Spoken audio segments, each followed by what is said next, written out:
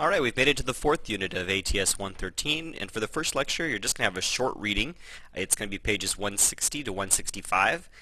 This is actually a very complicated and detailed topic, but there's only a few pages in this textbook. We'll have other handouts and so on about this subject, which is stability.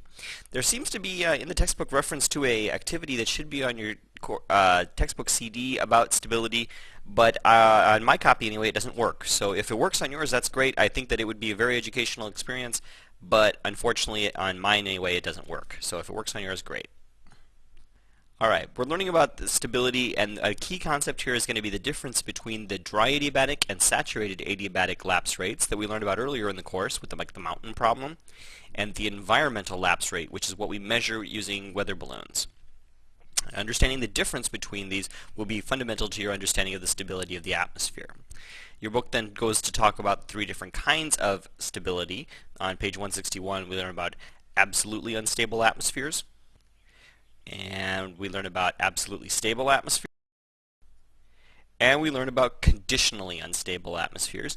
This is situations where whether or not the air parcels will rise on their own to form clouds and precipitation will have to do with whether or not the air can reach an important level, which I have marked here, called the level of free convection, or LFC.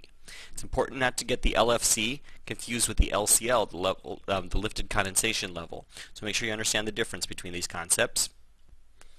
And then some very basic stuff about how to change the stability. Clearly sometimes the atmosphere is stable and there's no clouds, other times the atmosphere is unstable and we get clouds. What's different? How does it happen?